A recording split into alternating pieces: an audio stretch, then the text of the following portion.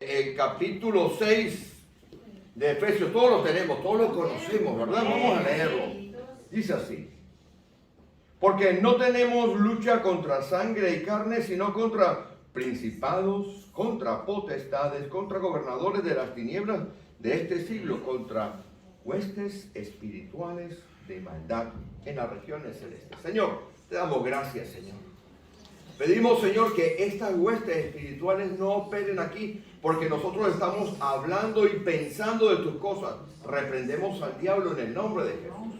Creemos, Señor, que cuando hemos sometido nuestra vida a ti, los demonios se someten a lo que nosotros decimos cuando hablamos en tu nombre. Si no estamos sometidos a ti, Señor, no puede haber sujeción de los demonios a la predicación, ni a la palabra, ni a la reprensión. Por eso, Señor, esta congregación hoy dice al unísono que queremos someternos y estamos sometidos a ti, Señor. Pedimos, Señor, que las meditaciones que haremos hoy, Señor, lo que hablemos hoy, única y exclusivamente provenga del Espíritu Santo de Dios. No queremos recibir, ni hablar, ni pensar otra cosa que no provenga de ti, Señor. Confesamos que tú eres nuestro Dios y nuestro Salvador. Que tú, Señor, has roto las cadenas que nos ataban al pecado. Y que somos libres, Señor. Y que cantaremos un cántico espiritual. Que estaremos allí, Señor, con multitudes, miles de millones de personas que dirán que tú eres el Cordero de Dios. El que, habiendo inmolado, habiendo entregado su vida por nosotros, ahora, Señor, nos conduce por esas aguas dulces, Señor. Y nos lleva, Padre bendito, a tener ese encuentro cara a cara contigo por la eternidad. En el nombre de Jesús hemos orado. Amén. Puede sentárselo, hermano.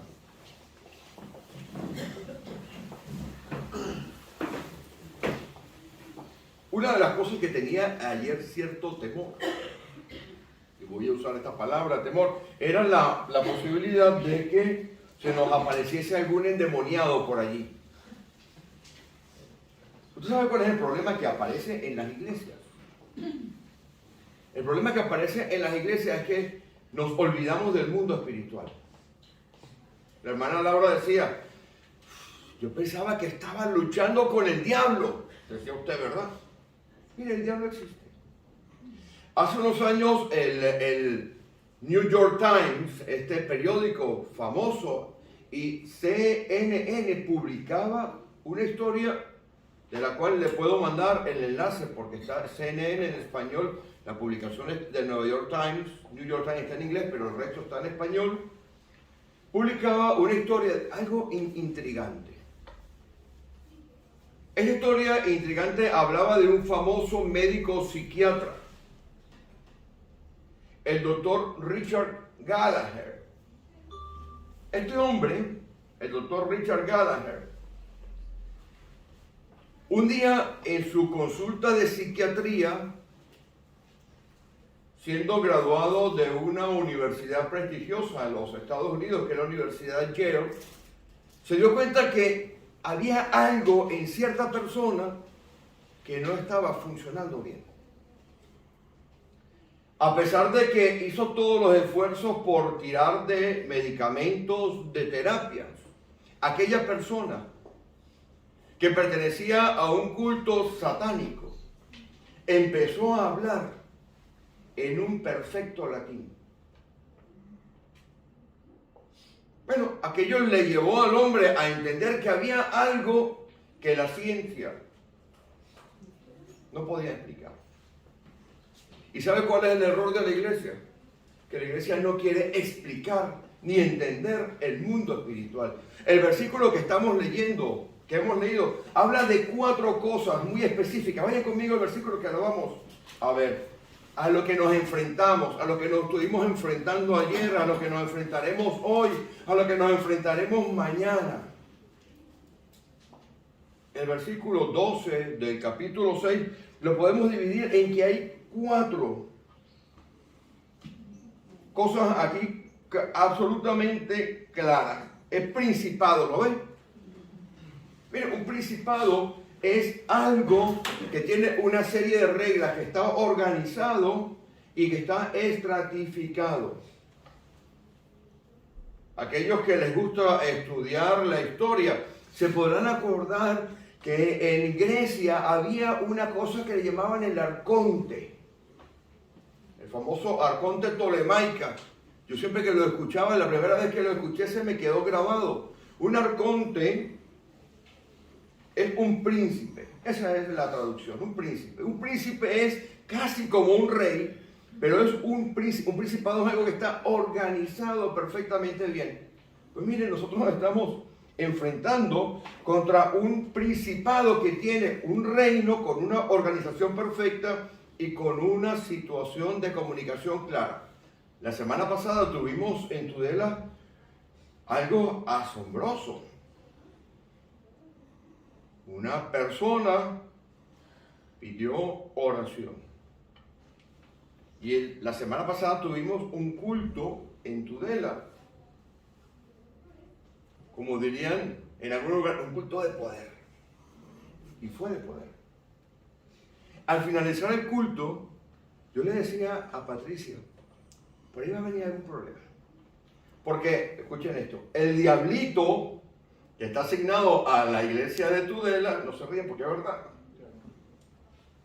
Hay un diablito asignado a la congregación de Tudela, le llamará al diablito que está asignado al sur de Navarra, que a la vez llamará al diablito que está asignado al sur o a esta región de Calahorra, que a la vez le dirá al diablito que está aquí. Oiga, hubo una liberación allí. Entonces, un principado, que es a lo que nosotros nos estamos enfrentando, es un reino organizado con reglas, con comunicación, con órdenes exclusivas. Está estratificado. Pero siga leyendo conmigo. Dice, principado, ¿y después qué dice? Potestad. Una potestad es algo que tiene autoridad. ¿Usted ha escuchado hablar alguna vez? Ay, no puedo llevarme a mi hijo, o mi esposa, o mi esposo, no me ha dado la patria potestad. Es una autoridad dentro de unos límites determinados y que dan derecho a actuar. Entonces tenemos arriba un principado, y ese principado que tiene una estructura, unas órdenes, tiene una potestad. Ahí hay una potestad, ahí hay gente que manda. Eso está mejor organizado que unos chinos. ¿Usted cree que los chinos de Calahorra, eso le compran a los chinos de Logroño, que a la vez le compran a los chinos, mejor esa parte, que le compran a los chinos de Madrid, que a su vez le compran a los chinos de Pekín, que a su vez, es igual, exactamente igual. Eso es con lo cual nosotros estamos luchando. Esa gente tiene la capacidad, el derecho de actuar. Ese derecho ha sido dado por Dios. Ese derecho ha sido dado por Dios.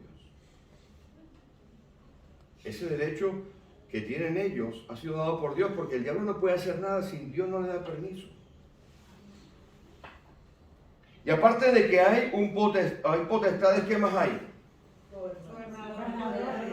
Estos son los brazos ejecutores de las cosas. Reciben de la parte de arriba unas instrucciones con una potestad determinada. Esta potestad que está aquí, esta potestad es la potestad que, por ejemplo, tiene la capacidad de causar algún problema.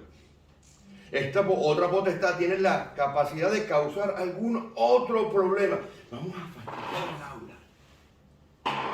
Vamos a hacer que Laura pierda durante un tiempo la calma, la tranquilidad. Entonces tiene esa potestad que está allí, nos influye. Esa potestad nos puede inclusive causar problemas de orden físico. Ahora lo vamos a ver rápidamente. ¿Y después qué viene? Huestes espirituales de maldad. Mire, la huesta espiritual de maldad es lo que nosotros conocemos como diablitos, los diablos, demonios. Necesitan para operar un cuerpo, porque son seres espirituales inteligentes, cargados de toda la maldad posible. Mire, dice huestes espirituales de maldad, ¿verdad?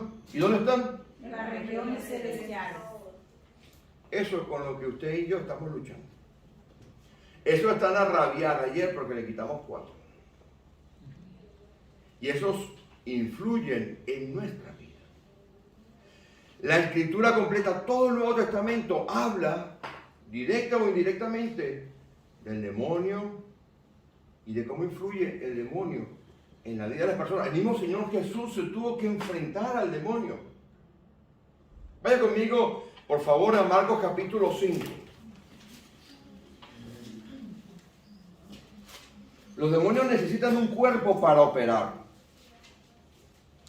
Muchas personas que se oponen al mensaje del Evangelio, cuando usted le entrega el documento y le está predicando y le entrega el documento y se da la espalda o se ríe o le causa a usted una situación de incomodidad o quizás le drena la energía.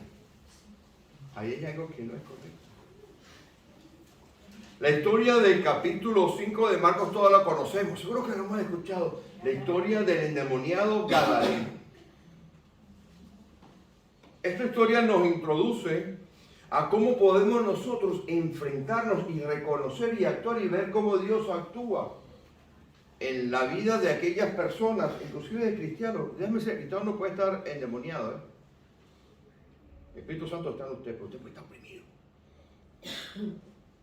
Usted puede estar influenciado, pero usted no estará endemoniado. Si usted es un cristiano verdadero y el Espíritu Santo es su dueño, usted no puede ser endemoniado, pero sí va a estar oprimido, atado, infectado. Vamos a leer este caso del endemoniado Gadareno. Versículo 1 del capítulo 5. Vinieron al otro lado del mar, a la región de los Gadarenos. Esta historia arranca en los capítulos anteriores. Si usted subraya, verá que el Señor, capítulo 4, versículo 35, el Señor quiso ir a la región de Gadara. Si usted va al mapa que está en la parte de atrás de su Biblia, verá que está abajo el Mar Muerto y en la parte de arriba está el lago Tiberia, el lago de Genesaret. A los que han estado allá en Israel, seguro que les han dado el paseo. Pues del otro lado está la región de Gadara. El Señor quería ir allí. El versículo 35 del capítulo 4, ¿qué dice? Pasemos al otro lado. Dios siempre va a ir al encuentro de aquellos que tienen problemas. O sea que usted y yo no tenemos que rehuir el encuentro, sino reprender. Pero para que usted tenga poder para reprender, usted tiene que estar sometido a Dios. Una vez nos llegó un hermano africano a Tudela. Y fue asombroso. Estaba yo dando una clase de escuela dominicana y entró un hermano y se sentó allá atrás. Africano. Y el hermano, lo recuerdo claramente, yo lo veía extraño. Usted ve en la cara lo que está pasando. Y después yo me acerqué porque él empezó a gemir. Estábamos hablando y empezó a gemir. Esto existe. Que nosotros y nos empeñamos a hacer un cuento de viejas. Eso es folclórico. Y en el siglo XXI creer en eso. Eso existe. El diablo lo que quiere es que usted no crea. El hermano empezó a temblar, y yo me acerqué y empezamos a orar por ese hermano. Mire, tengo que decirle que olía a carne quemada. Estaba allí ese día, ¿no? Olía a carne quemada. ¿Usted nunca se le ha pasado un filete? Olía a carne quemada, temblaba y olía. Llegó así como este endemoniado Gadareno. Esto lo hemos vivido. Yo solamente puedo predicar de aquellas cosas que conozco y que he vivido. Ayer yo tenía miedo. ¿Qué pasa si alguno de estos hermanos se le revira, se le mueve uno de estos? Terminarán como aquellos hijos de un tal Ezeba. ¿Se acuerdan? ¿Cómo terminaron? Apaleados. Apaleados. O le podrán decir, a ver, en el nombre de Jesús. Usted se queda sentadito allí, como ha pasado en Tudela. Entonces, hemos tenido más de un caso de endemoniamiento. Y nos hemos dado cuenta que cuando estamos espiritualmente alineados con Dios, cuando estamos sometidos a la voluntad de Dios, y entonces le oramos y reprendemos, esa gente se calma y se divierte. Pero cuando estamos mal, pasa. Pueden hasta golpearte. Si usted va a los capítulos anteriores de Marcos, y lo vamos a desgranar si nos permite el tiempo, verá que cómo el Señor viene de enfrentarse a los demonios. Vaya por favor al capítulo 1, el versículo 23. Había un hombre con un espíritu inmundo. Si usted sigue allí en el versículo 32, dice que sanaba a los endemoniados. A ver, ¿esto es mentira o es verdad? Esto es verdad. Esto es verdad. La presencia de los espíritus inmundos y de los endemoniados fue tan cierta en aquella fecha, hace 2000 años, como lo es ahora. Las liberaciones que se hicieron en aquella fecha son tan ciertas como las que se pueden hacer ahora. Pero si sigue conmigo en el 34, dice que echó fuera muchos demonios. Había enfermedades y demonios. Si usted le da la vuelta a la página y va al versículo 39, ¿qué dice? A la parte final del versículo 39 del capítulo 1. Y si usted va al capítulo 3, al versículo 11, ¿qué hacían los espíritus? Cuando lo veían, se postraban delante de él, reconocían la autoridad majestuosa del Señor. La ventaja del evangelio de Marcos es que un evangelio así, tipo Twitter, pin, pin, pin, pin, pin, pin. Aquí no hay historia. Si usted sigue leyendo en el versículo 15 del capítulo 3, ¿qué hay? 15 de 3. Que tuviese autoridad para sanar enfermedades y echar fuera de demonios. Son dos cosas diferentes. Ahora todo lo queremos meter en una institución mental. Estamos en plena guerra. Y yo lo voy a explicar ahora. ¿Cómo esa guerra? No, lo acabo de ver. Acabo de ver. Yo estaba ahí diciendo, Señor, ¿esto qué es? Aquí no hay fuego. Venimos de quitarle al enemigo y estamos aquí cantando, arrastrando los pies. Vamos a ver lo que pasa aquí. Mire, capítulo 5, el Señor pasa del otro lado y dice, vamos para allá. Vamos allá a la tierra de Gadara. Si usted va al versículo 6, el endemoniado que estaba allí lo estaba viendo de lejos, ya lo veía venir. Pero en el intermedio, en la noche, hubo una tempestad, las potestades. Hubo una tempestad horrible, horrible, terrible. Los discípulos que eran marineros, pescadores, que todos aquellos sabían pescar. Pedro posiblemente iba al timón de la barca, porque era más veterano. Maestro, nos vamos para el otro barrio.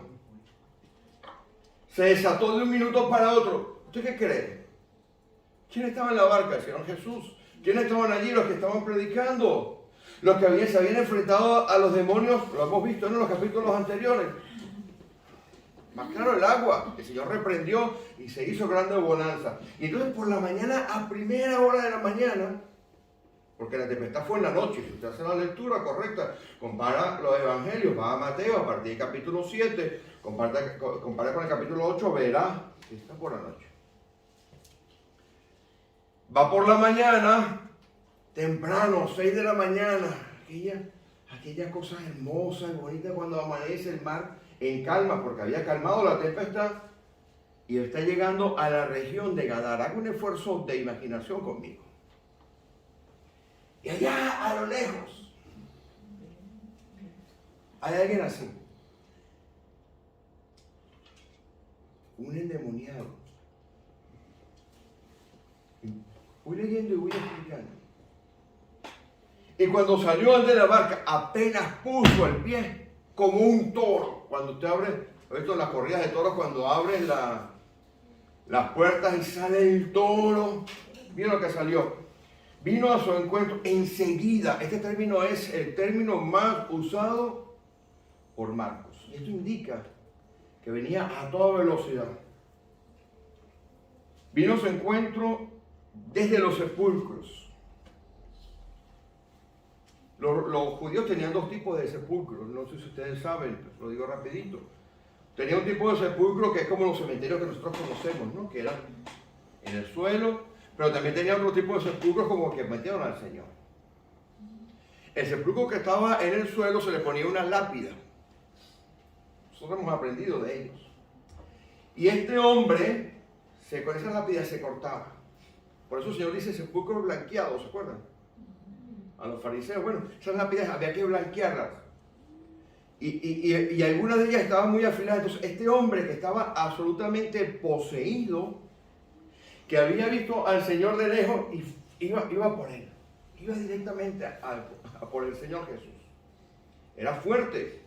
Si usted sigue leyendo a este hombre rompía las cadenas como nada. No lo podían sujetar, no lo podían exorcizar. Había exorcistas en esa época.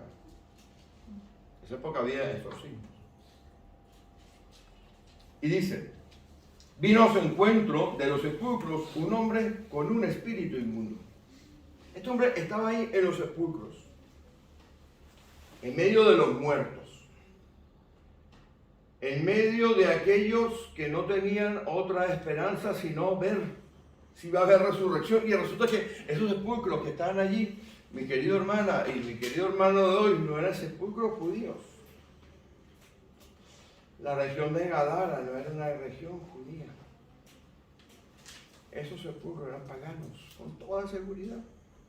Ahí estaba aquel hombre dando gritos, dando ecos 24 horas al día. Seguimos. Vale, mire. Porque muchas veces había sido atado con grillos y cadenas. ¿Saben lo que son grilletes? No, que se les pone aquí, los que tienen una traducción viviente. Está la presentación es muy bonita allí. Lo amarraban y él lo deshacía. ¿Qué fuerza tenía aquel hombre? Desmenuzados los grillos, nadie le podía dominar. Todo el mundo trataba de cogerle y nadie le podía ganar. Un solo endemoniado, como dicen en España, se cargó a varios hijos de Seba, ¿no? Mire, yo que he tenido junto con mi esposa experiencias frente a frente con esta situación, le puedo decir, cuando yo tenía alrededor de 20 años de edad, entró a la iglesia una hermana así chiquita, flaquita, lo que en nuestro país llamamos un cuartico de pollo, chiquitica así. Y empezó allí en medio de la congregación a sacudirse. Y el pastor Saverio, un italiano, nos pidió que la sujetáramos. Y yo recuerdo, yo más o menos he tenido esta misma envergadura, ¿no? Yo no he crecido mucho desde que tengo 19 años. Era mucho más delgado, por supuesto, pero tenía masa muscular, que ya no tengo por la edad y por el sedentarismo. Y yo me senté en las piernas, en las rodillas, en los pies, así, y ella hace y me levantaba.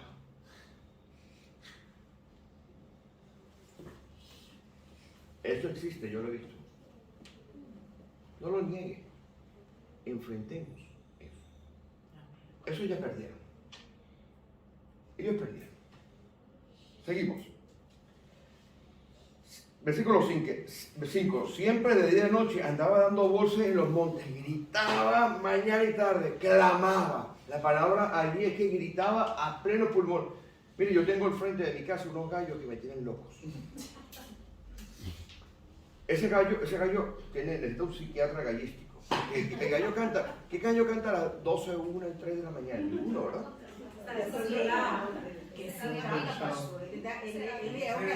No, pues tiene que dormir mi hermana el gallo. Ese gallo no duerme. Yo le he amenazado con meterlo en la cacerola, pero no. No, a mí me despierta. El gallo nos tenía enloquecido hasta que uno se acostumbra. Pues bueno, este hombre era día y noche gritando, cortándose. Aquello era una locura. La gente le tenía miedo. Ve al Señor Jesús, iba corriendo como un toro allí. Versículo 6. cuando le vio la majestuosidad de Dios, ese hombre cae de rodillas. En este momento, en este preciso momento, intersectan tres mundos. El mundo oscuro, perverso, en el cual habitan los demonios. Esas huestes espirituales de maldad que nos oprimen a nosotros. Que necesitan un cuerpo para operar. Mucha gente está endemoniada y no sabe. Mucha gente está cundida. ¿Han escuchado la palabra cundida? Como cuando antes uno tenía muchos piojos. Yo de chiquito tenía muchos piojos y me decían los maestros, está cundido, muchacho. Me pasaba el peine y me sacaba. Bueno, hay gente que está cundida de demonios y no lo sabe. Los demonios necesitan un cuerpo para operar. Este estaba cundido de demonios. Y está allí, el mundo del demonio está allí. Por otro lado está el mundo humano, porque necesita un cuerpo humano. Y hay un tercer mundo que está allí, en esa escena. El mundo del que es jefe sobre todas las cosas. En Efesios capítulo 1, no lo lea porque se lo voy a contar. Dice que todas las cosas están sujetas a él. Y aquel hombre cuando sale corriendo, que quizás pensaba que iban a pegarle. Si usted va a Mateo, verá que Mateo en el capítulo 8 dice que no tenía ropa. Herido, sangrando, maloliente, desgreñado. Pero cuando ve la majestuosidad del Hijo de Dios, cae de rodillas. Yo no sé si sería un minuto de lucidez de aquel hombre, pero lo que sé es que la garganta de ese hombre no estaba siendo controlada por él. Usted decía, ¿verdad, mi hermana? Que sentía que estaba hablando con el diablo. Mira, aquí está. Y clamando a gran voz, eso es todo lo que hacía todo el día, gritando como un loco. Dijo, ¿qué tienes conmigo? Este era el diablo portavoz. Era un diablo portavoz, el que hablaba por los demás. Pero habla en singular. ¿Qué tienes conmigo? Jesús, hijo, lo reconoce, hijo del Dios Altísimo. Y le hace una petición, me dice un diablo, haciendo una oración, pidiéndole a Dios, no me atormentes. Están sujetos a Dios. Porque le decía, sal de este hombre, espíritu inmundo. Y le preguntó, ¿cómo te llamas? Y respondió diciendo, Legión me llamo. Ya sabemos lo que aconteció. Ahora, ¿cómo me afecta a mí?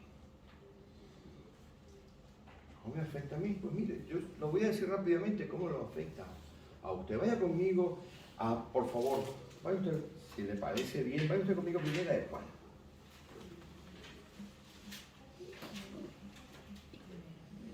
¿Lo guardó?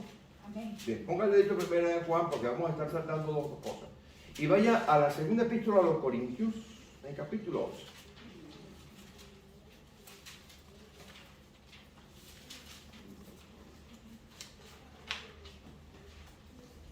Segunda de Corintios, capítulo 11.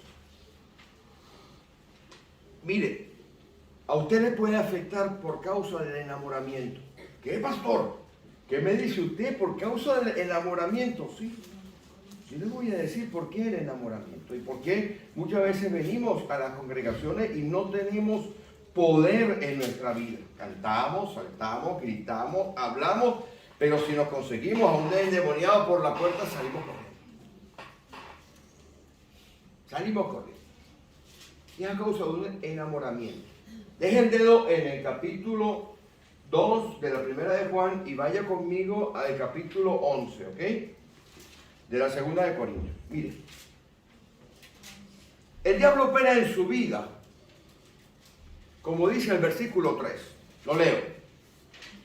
Temo que la serpiente, con su astucia, que como la serpiente con su astucia engañó a Eva, vuestros sentidos sean de alguna manera extraviados. Mire, el diablo va a operar en sus sentidos para separarle a usted de la sincera fidelidad a Dios. ¿Cómo se hace esto? Lo voy a explicar del enamoramiento. Él va a empezar a operar en su vida a través de sus sentidos. ¿Sabe cuáles son los sentidos? A ver, ¿quién me lo dice? ¿Los médicos o los hermanos que les gusta la medicina? A ver, ¿cuáles son? Visión. Por lo que usted siente, por lo que usted ve, por lo que usted escucha, toda esa cantidad de cosas. El diablo va a aprovechar, a meterse en su vida por eso. La persona está hablando del otro lado no está un profesional del colegio médico. Del otro lado, ¿quién está? Un diablito que tiene un encargo. La hermana María Laura sirve. A medida que usted está sirviendo en la iglesia, usted va subiendo en una lista que tiene el enemigo para fastidiarlo. Usted no hace nada, usted también se sienta allí, palmotea y sale. No se preocupe, usted no le va a hacer nada. Ahora, venga a servir. Vaya a predicar. Vaya afuera a repartir tratados. Vaya y presente el evangelio. Le pusieron usted una bandera roja. A esta le vamos a fastidiar. Entonces, del otro lado está el enemigo tratando de fastidiarnos a nosotros. Y trabaja de esa manera a través de los sentidos para producir lo que dice el versículo 4. Porque la primera parte es engaño. Trata de engañarle a usted. Mire, dice, por la astucia, trata de extraviar a usted para producir el engaño que está en el versículo 4. Lea conmigo lo que hay en el versículo 4. Dice, usted empieza a aceptar a otro Jesús. ¿Vale? Lea el versículo 4 conmigo, mira. Cuando usted está siendo engañado porque el diablo manipula las situaciones, le manipula los sentimientos por lo que usted piensa, por lo que usted oye, usted puede producir lo que está en el versículo 4. Solo voy a leer lo que está en el versículo 4. Mire, ahí. Recibe otro espíritu, recibe otro evangelio y cree en otro Jesús. ¿Lo ve conmigo? Sí. No. Este Espíritu Santo, ¿cómo que no me va? 4:11. Porque si viene alguno predicando a otro Jesús, resultado, la primera parte se extravía, usted va de un lado para otro en sus pensamientos, porque ahí es donde trabaja el diablo. Entonces usted produce lo que está en el versículo 4. Porque si viene alguno predicando a otro Jesús, o sea, usted acepta a otro Jesús, a otro Jehová salva. Este no le es suficiente para su vida en muchas cosas. O usted, dice aquí la Escritura, dice otro espíritu. Este Espíritu Santo, esto como que no es Espíritu Santo. Este que yo recibí. Este evangelio, otro evangelio, como que no es el evangelio que yo necesito. Así trabaja el enemigo y usted no se da cuenta. No es tan evidente como aquel que salió como un toro y que el Señor reprendió y que le rogaban al Señor, no me atormente, primer ruego, segundo ruego, déjanos que vayamos a la piara de cerdos, aquellos que eran como 2000. No es tan evidente así. Si fuese así de evidente y de claro, nosotros lo identificaríamos de una vez, pero viene de todas las maneras posibles. ¿Y dónde abrimos la brecha nosotros? Usted no puede ser endemoniado. Usted puede ser oprimido. Por causa del enamoramiento. Ahora sí vamos a la primera de Juan. En capítulo 2.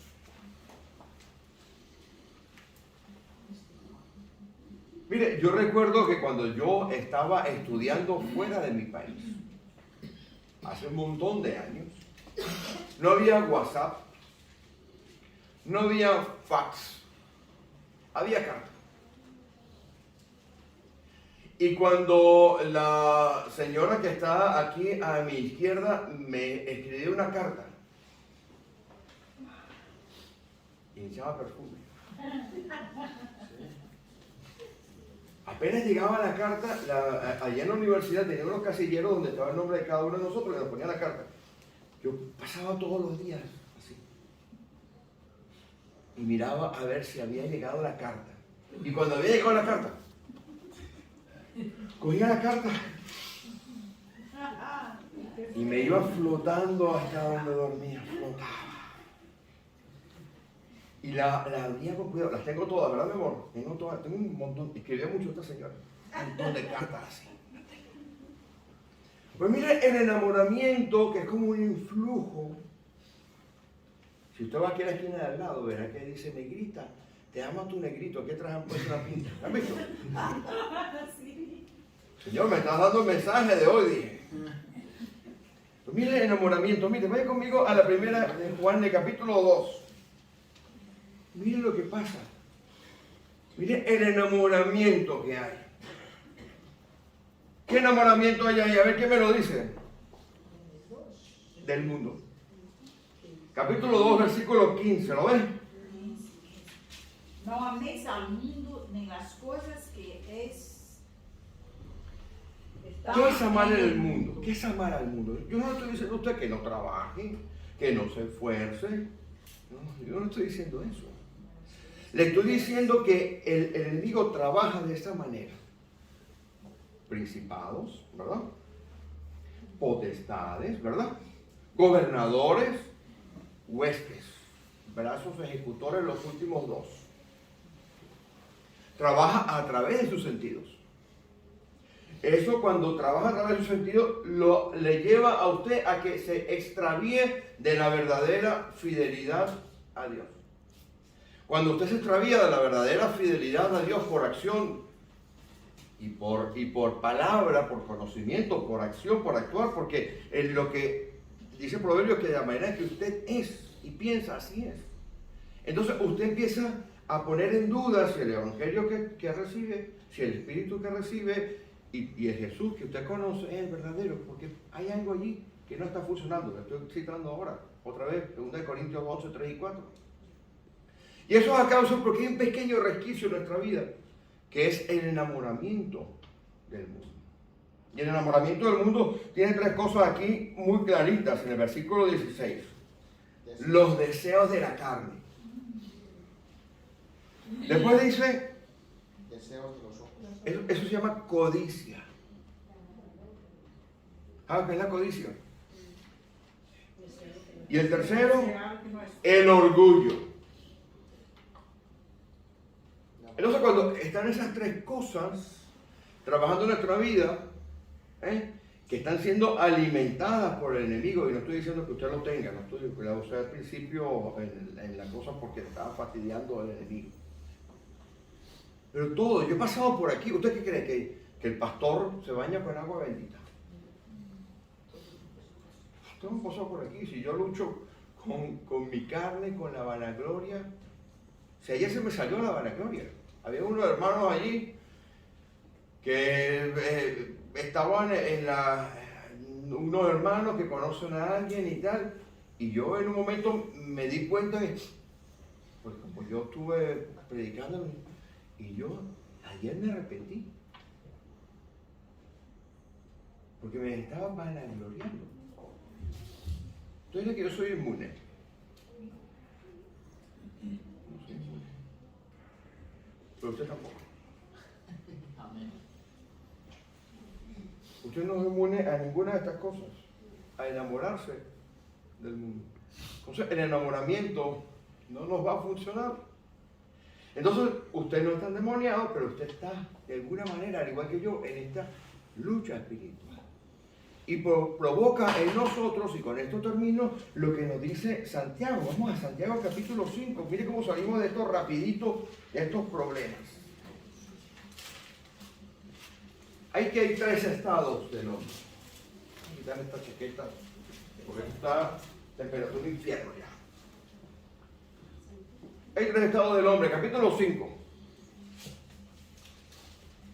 El primer estado está en el versículo 13. Santiago 5, 13. Dice, alguno de vosotros está afligido, está entristecido. Dice, quéjese. Adoración.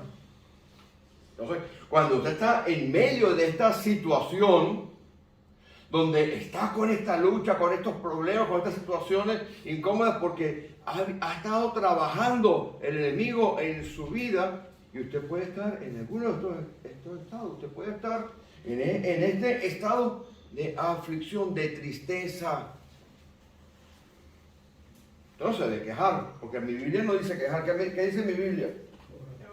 Haga oración. Haga oración. Si usted está afligido porque hay situaciones en su vida que no son correctas, lo que nos manda la Escritura es a orar. Por eso es que usted hizo lo correcto. Estaba afligida. ¿Usted cree que esta aflicción viene de dónde? Viene del enemigo dando latigazo. Entonces, ¿qué nos manda? Primer estado en que podemos estar. Hay un segundo estado. ¿Sigue leyendo conmigo? ¿Qué dice? ¿Estás alguno alegre? Hay una diferencia entre estar alegre, estar gozoso y estar bienaventurado. Estar alegre, la palabra ahí, eutimio. ¿Usted ha escuchado alguna vez alguna persona que se llama eutimio? ¿Verdad? Pues eso significa alegre. ¿Debería estar todo el día? No. La alegría es un estado en el cual usted está alegre. Si usted estaba afligido, fíjense cómo lo va sacando Dios, ¿no? De esta situación. Si usted estaba afligido y ahora, ¿usted a dónde va a estar ahora? Alegre. Todo le va bien. Cuando fui allá, ¿verdad? El Señor me dijo, está todo listo. ¿Qué lo manda a hacer? Las alabanzas no son silentes. Usted no canta alabanza así.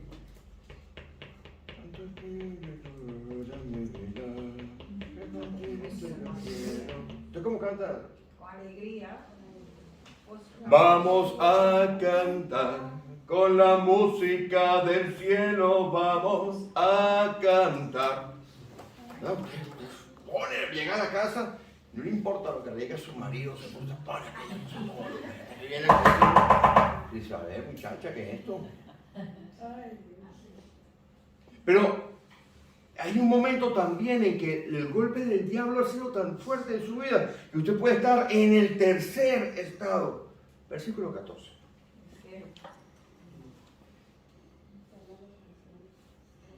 ¿Qué me lo lee? ¿Qué dice? ¿Está alguno enfermo entre vosotros? Llame a los ancianos de la iglesia para que oren por él. Mire, si teníamos dos estados que se complementan, aquí hay un estado especialmente importante, porque la palabra aquí, a mis hermanos que estudiaron raíces griegas y latinas, es astenia. ¿Qué es astenia? A ver. Pereza, es total apatía. Esto es así. Usted viene a la iglesia de dos maneras, o arrastrando los pies, o porque alguien lo arrastra por los pies para que venga.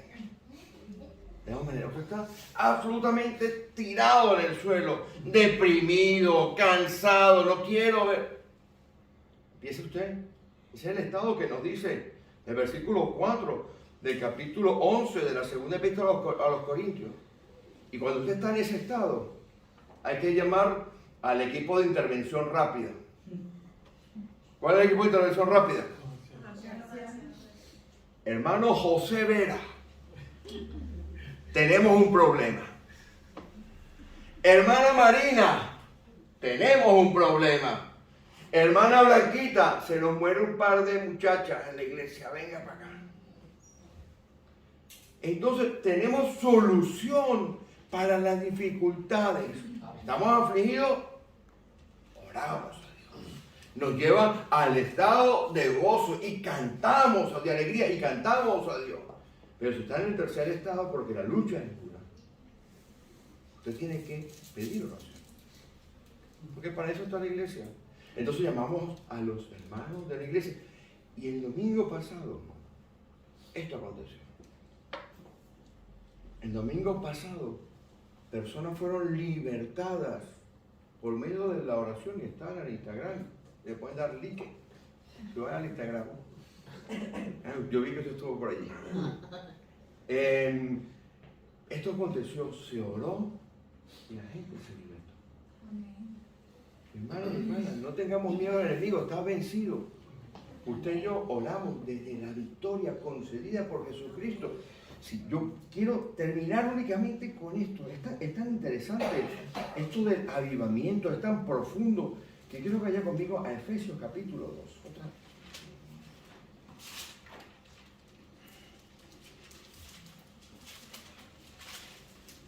Amén. ¿Viene? Verso 2. Yo quiero que me diga dónde está usted en el versículo 6. Juntamente com ele nos ressuscitou a si mesmo, En los lugares. sentar nos lugares celestiais com Cristo Jesus. ¿Usted cree que si yo estoy al lado del rey Felipe, homónimo, tocayo mío? Más o menos, yo lo vi una vez, casi más o menos, yo lo miraba de lejos. Eu le he visto ele aqui, cada hora. ¿Ah? Yo lo que no ahorra, yo lo miraba de lejos y yo decía, me echaba así el pelito para arriba a ver si lo descansaba. ¿Usted cree que si yo estoy sentado allí, yo estaría? ¿Verdad? Pero usted está sentado allí. No hay diablo que pueda con usted. Amém. Amém. Glória a Deus. No hay dificultad que pueda con usted. Ayer tuvimos un testimonio. Yo lo voy a contar. Salimos de allí. Quizás usted tenga que borrar esto. Estábamos muertos de hambre. Ayer, yo quedé muerto de hambre ayer, no espiritual, pero la física que hay. No permita que el diablo coloque en su vida cosas que no son. Amén. Está afligido, no se queje, haga oración. Y entonces cuando esté en el lado de la alegría, cante con gozo. Amén. ¿Cómo pues nos entiende?